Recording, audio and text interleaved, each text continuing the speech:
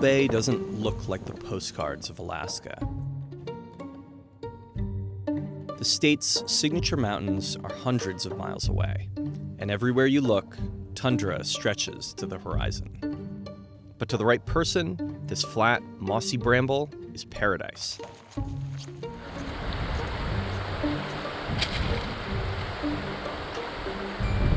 Bristol Bay is a legendary fishing destination. These are the rivers where salmon spawn so furiously that grizzlies snatch them right out of the air. A small industry of lodges and pilots has grown in Bristol Bay to support the seasonal tourists. One of these, the Crystal Creek Lodge, is filled with decorations meant to immerse the guests in Alaskan culture. But of all the ornamentation, the piece that gets the most attention hangs in the corner of the main room. To walk into the lodge and see a walrus head is a very striking thing. These are 3-foot-long Pacific walrus tusks. And right in the hallway is a glass case where guests can buy jewelry made of ivory. Ivory has such a unique look to it.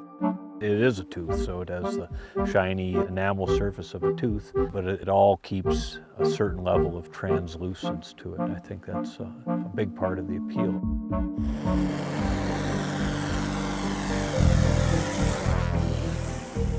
As Dan flies his guests on fishing trips, he keeps one eye on the beach, hoping to add another skull to his wall by spotting a dead walrus. Ivory is a heavily controlled material in the United States. It's mostly illegal to buy and sell. In Alaska, however, there are exceptions. A lot of people, when they hear the word ivory, they think elephant ivory, they think of poaching, they think of endangered African animals. But yet here in Alaska is one of the last legal ivories.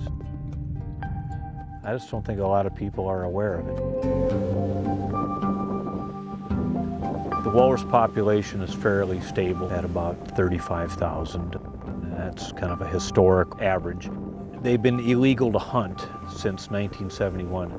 But yet, if I were to see a dead walrus, I could take his tusks and I could keep them as my own, yet I cannot trade them, I cannot sell them. It's my tusk for the rest of my life.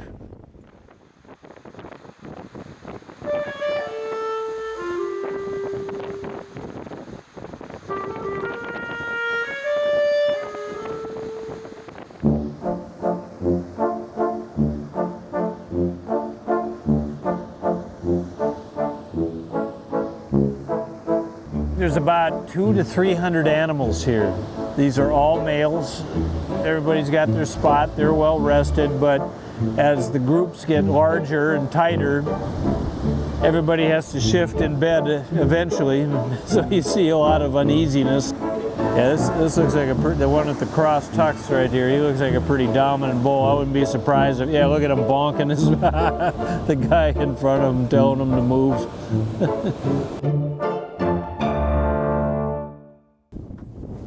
Ivory is still bought and sold legally in Alaska, but it must go through people native to the region.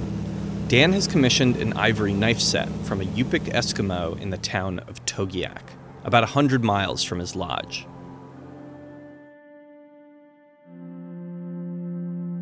All your knives are done.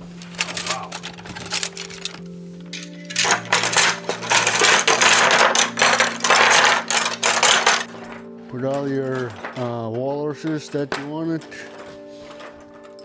signed, sealed, and legalized. Wow. Twilly is a friend of mine, an ivory carver that lives in Togiak, Alaska.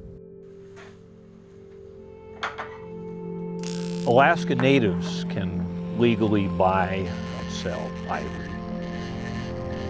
They can sell it to a non-native person as long as the tusk is manipulated in some form to create a piece of art.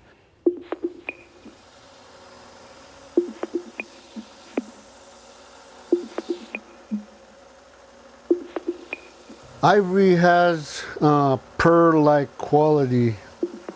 the different hues and shades that I'm carving with this, especially when I'm working with jewelry. You can just almost see right through that stuff.